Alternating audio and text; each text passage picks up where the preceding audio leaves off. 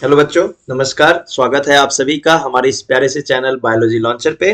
और एक बार फिर से हम आपके साथ हैं। और आपका चैप्टर नंबर जो फर्स्ट है क्लास 12th में, that is the reproduction in lower and higher plants. तो उसमें हम आज पढ़ने वाले हैं वेजिटेटिव रिप्रोडक्शन के बारे में। और इसमें हम आपको बताने वाले हैं कि वेजिटेटिव प्रोपेगेशन में कितने टाइप्स होते हैं और वहां पे किस तरह से प्रोपेगेशन होता है। तो चलिए स्टार्ट करते हैं। तो सबसे पहले आपको बता दूं कि वेजिटेटिव प्रोपेगेशन मीन्स व्हाट। ठीक है ना। तो ये हो गया वेजिटेटिव प्रोपेगेशन। प्रोपेगेशन का मतलब ही होता है कि जब आप किसी भी चीज को यूज करके, किसी भी पार्ट्स का यूज करके multiple number of organisms form कर रहे हो, दैट मीन्स प्रोपेगेशन। तो यहाँ पे आपको क्लियर हो रहा होगा कि यहाँ पे जो हम यूज कर रहे हैं वो है वेजिटेटिव पार्ट। और इसीलिए इस टाइप के रिप्रोडक्शन को बोला जाता है वेजिटेटिव रिप्रोडक्शन। आपको बता दूं कि in case of plant specially, ये आपका जो वेजिटेटिव प्रोपेगेशन होता है ये किस में होता है? प्लांट्स में होता है। क्यों होता है प्लांट्स में? क्योंकि प्लांट्स के पास दो मेन पार्ट्स होते हैं। एक तो होते हैं वेजिटेटिव पार्ट्स एंड दूसरा होता है रिप्रोडक्टिव पार्ट्स। तो वेजिटेटिव पार्ट्स में कौन से पार्ट आते हैं, सबसे पहले आपको ये पता होना चाहिए। तो आप बिल्कुल गेस कर सकते हैं कि वेजिटेटिव पार्ट में कौन से पार्ट्स आएगा। चलिए मैं आपको बताता हूं कि वेजिटेटिव पार्ट में आपका रूट आता है जिसे आप जड़ बोलते हो। उसके बाद स्टेम आता है, ठीक है, स्टेम हो गया। एंड उसके साथ साथ लीफ आता है। तो ये तीनों पार्ट में से किसी भी एक पार्ट को अगर यूज करके रिप्रोडक्शन और प्रोपेगेशन किया जा रहा है तो उसे ही हम क्या बोलते हैं? Vegetative reproduction. अगर हम इसका डेफिनेशन बताने जाए तो क्या डेफिनेशन होना चाहिए?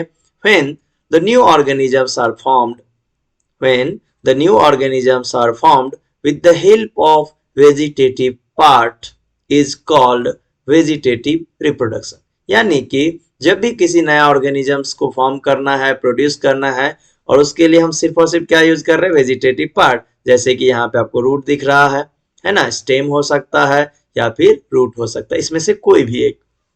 देन ये जो वेजिटेटिव प्रोपेगेशन है ये नेचुरली भी होता है एंड हम आर्टिफिशियली भी इसे करवाते हैं।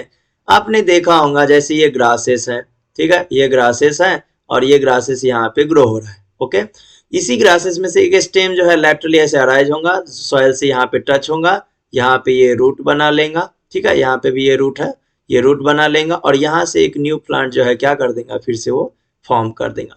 फर्दर फिर से यहाँ से एक स्टेम फॉर्म होगा, ये लैटरली इस तरह से जाएगा, ग्राउंड को टच होगा, यहाँ पे अटैच होगा, रूट फॉर्म हो जाएगा, यहाँ पे न्यू प्लांट जो है क्या कर लेगा? फॉर्म कर लेगा। तो ये एक नेचुरल मेथड है जिसमें हमारा कोई इन्वॉल्वमेंट नहीं है। ठीक है, लेकिन अगर हम आर्टिफिशियली बात करते हैं तो आर्टिफिशियली जो हम करवाते हैं मैन मेड होता है। ठीक है ना। तो आर्टिफिशियली जब हम प्रोपेगेशन करवाते हैं तो उसी प्रोसेस को हमें पढ़ना है। और आर्टिफिशियली हम कौन से प्रोसेस करते हैं? जैसे कि पहला है कटिंग। अब ये कटिंग वर्ड से क्या समझ में आता है? Any part of plant, that means any part of any vegetative part of plant, जैसे कि रूट है, स्टेम है, लीफ है, उसमें से आप किसी भी एक पार्ट का यूज करके आप न्यू प्लांट को डेवलप कर रहे हो तो उसे हम क्या बोलेंगे? कटिंग। देन सेकेंड जो है that is the grafting. Grafting का मतलब ही होता है जोड़ना, जिसमें आप दो प्लांट के पार्ट को जोड़ के एक नया प्लांट बनाओगे तो उसे हम क्या बोलते हैं? ग्राफ्टिंग। एक और टेक्निक है जिसे बोला जाता है लेयरिंग। दैट मीन्स कि यहाँ पे जो भी पार्ट है उसके ऊपर हम लेयर फॉर्म करने वाले हैं एंड उस लेयर फॉर्म होने के कारण वो रूट फॉर्म करेगा एंड न्यू प्लांट डेवलप होगा। लेकिन आपके बुक में ये दिया नहीं है, लेकिन मैं आपको इसका आइडिया जरूर दूंगा। एंड इन सबसे जो थोड़ा सा अलग है that is the tissue culture. Tissue culture के लिए आपके पास लैब होना चाहिए, आप बिना लैब के ये परफॉर्म नहीं कर सकते हैं। तो चलिए मैं आपको एक एक प्रोसेस जो है अच्छे से एक्सप्लेन करके बताता हूं ताकि आपको सब कुछ समझ में आ जाए। तो सबसे मेन यहाँ पे कि सबसे पहला प्रोसेस जो है वो है cutting. First process is the cutting. इसमें रूट हो सकता है, स्टेम हो सकता है, लीफ हो सकता है। ठीक है, तो सबसे मेन कि कटिंग में अगर मैं आपको एग्जांपल दे देता हूँ, फॉर एग्जांपल मैं अगर आपको स्टेम कटिंग का बताता हूँ, ठीक है। तो आपने आलू देखा होगा, आलू को जैसे ये आलू है, ये आलू पे ऐसे आपको आई दिखते हैं। इस आलू को अगर मैं ऐसे टुकड़े में काट देता हूँ तो मेरे पास जो इस तरह का टुकड़ा है इसमें आपको ऐसे बर्ड्स दिखेंगे। इस बर्ड से न्यू प्लांट जो है क्या होता है, डेवलप होने लगता है ना, इस तरह से।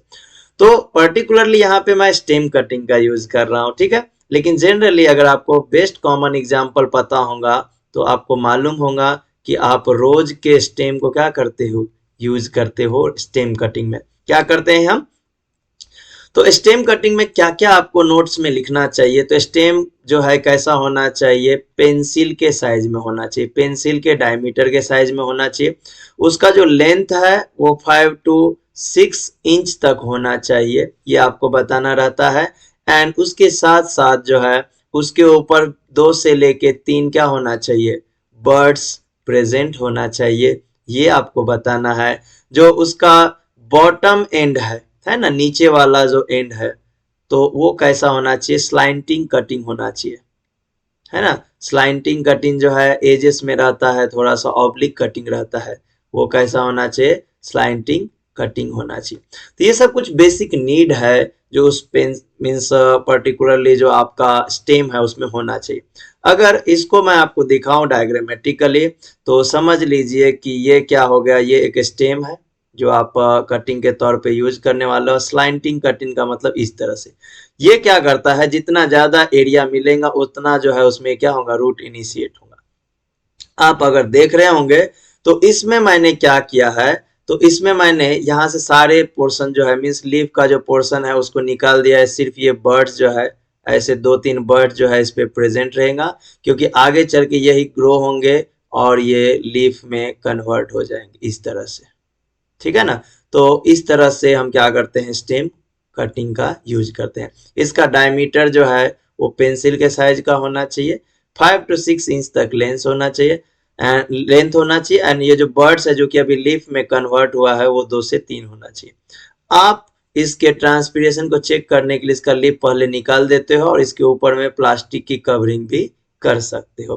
तो ये होता है किसमें, स्टेम कटिंग में। उसके साथ साथ जो है यहाँ पे आप सेंसिवेरा का एग्जांपल दे सकते हो जिसका लीफ कटिंग किया जाता है। एंड रूट कटिंग में आप ब्लैकबेरी का एग्जांपल दे सकते हो। तो ये हो गया आपका स्टेम कटिंग के बारे में। देन हम आते हैं second process, that is the grafting. अगर बात हम करते हैं किसका, ग्राफ्टिंग का, तो ग्राफ्टिंग मीन्स होता क्या है ये आपको समझना जरूरी हो जाता है। ग्राफ्टिंग का मीनिंग ही होता है जोड़ना। ग्राफ्ट करना मीन्स क्या होता है, जोड़ना। दैट मीन्स कि आप इसे सिंपल सिंपल शब्दों में बोल सकते हो कि क्या होता है, यहाँ पे ज्वाइनिंग होता है। अब आपको एक चीज पता होना चाहिए कि इसमें ज्वाइनिंग किसका होने वाला है। यहाँ पे भी सेम कैरेक्टर रहेगा कि स्टेम का लेंथ 5 to 6 इंच होना चाहिए, स्टेम का डायमीटर पेंसिल साइज होना चाहिए। यहाँ पे 2 मेन पार्ट होते हैं ग्राफ्टिंग में, 2 मेन पार्ट्स होते हैं। पहला पार्ट को बोला जाता है स्क्वाइन, दूसरा पार्ट को बोला जाता है स्टॉक, ठीक है। तो स्टॉक जो होते हैं वो क्या होते हैं, वो होते हैं आपके रूटेड प्लांट, ठीक है, ये आपको याद रखना है। एंड स्क्वाइन जो रहता है वो आपका कौन सा रहता है, जो आप ज्वाइन करते हो ना पार्ट को इसके ऊपर, उसको हम क्या बोलते हैं, स्क्वाइन बोलते हैं, ठीक है। जो अटैचेबल पार्ट रहता है उसे हम क्या बोलते हैं, स्क्वाइन बोलते हैं। तो चलिए मैं आपको डायग्रामेटिकली यहाँ पे बताता हूँ कि ये आपका कोई तो भी रूटेड प्लांट है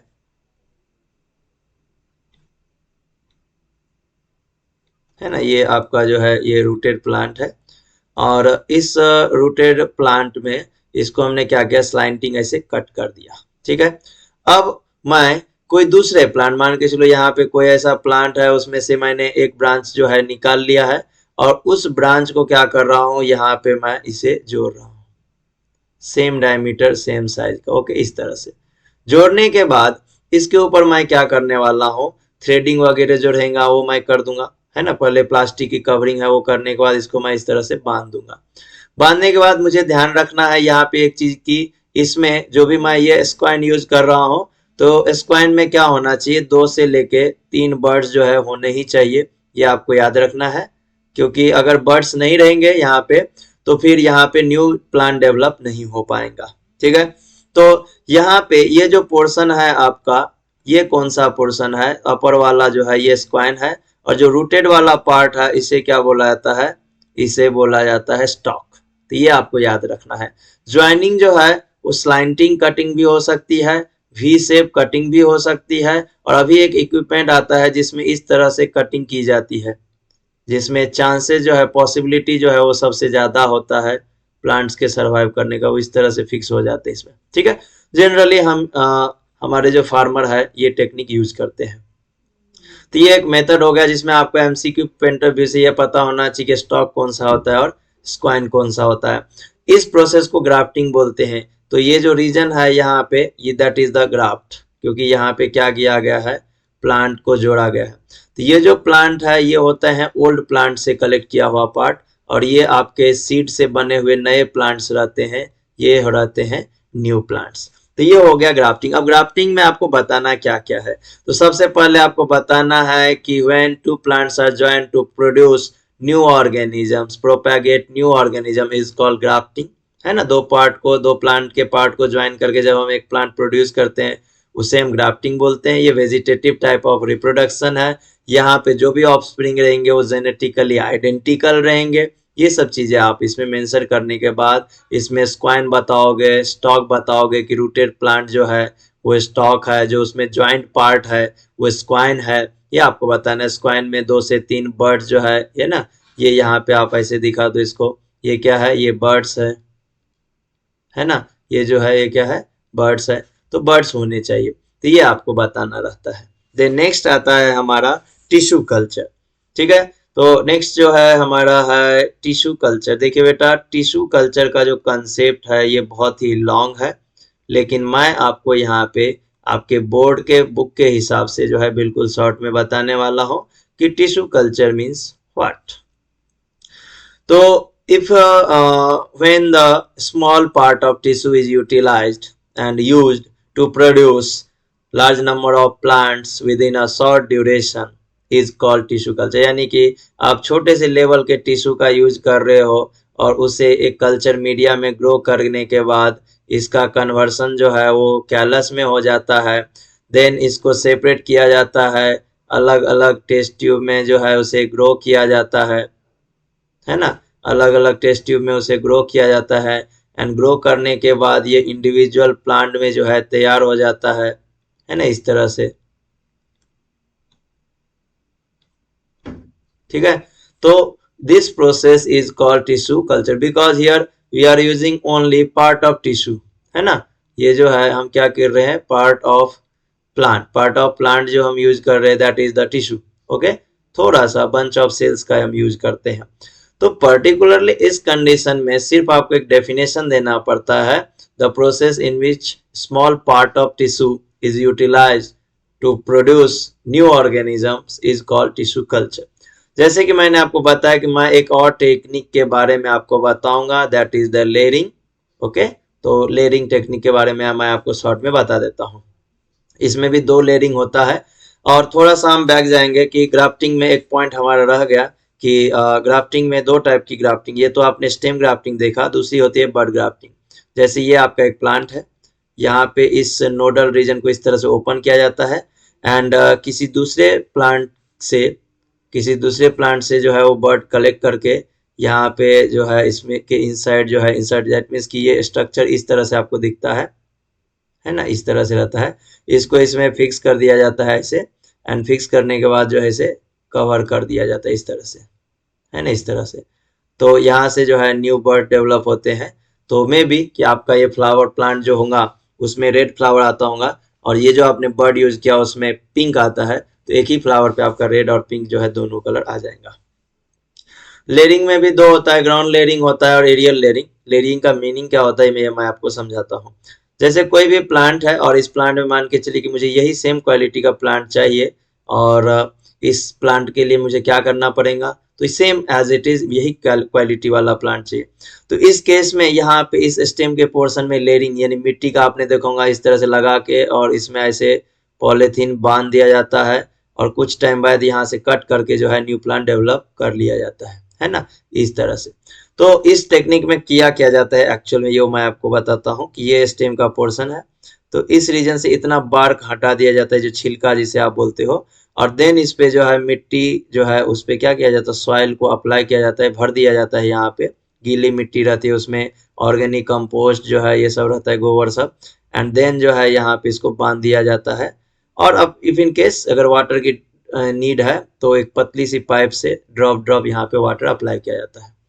तो ये स्टेम जो है इसमें से लीफ वगैरह रिमूव कर दिया जाता है, क्यों? क्योंकि एक्सेस ट्रांसपीरेशन ना हो, एंड आफ्टर सम टाइम जो है इसमें न्यू लीव्स वगैरह जो है आ जाते हैं, और उसके बाद जो है इसको यहाँ से कट करके सेपरेट करने के बाद इसे जो है यहाँ पे लगाया जा सकता है, जिसमें ये रूट आ जाते हैं, और देन यहाँ पे आप इस तरह से न्यू प्लांट डेवलप कर सकते हो। ठीक है, तो ये ऑल अबाउट हो गया कि आपका कि means particularly various types of vegetative fertilisation. अगर आपको इसके नोट्स चाहिए तो आप व्हाट्सएप ग्रुप जो है हमारा ज्वाइन कर लीजिए, बायोलॉजी लॉन्चर के नाम से है, और मेरा नंबर जो है आपको मिल जाएगा, और फिर मैं यहाँ आपको दे भी देता हूँ ताकि आपको अगर ढूंढना ना पड़े।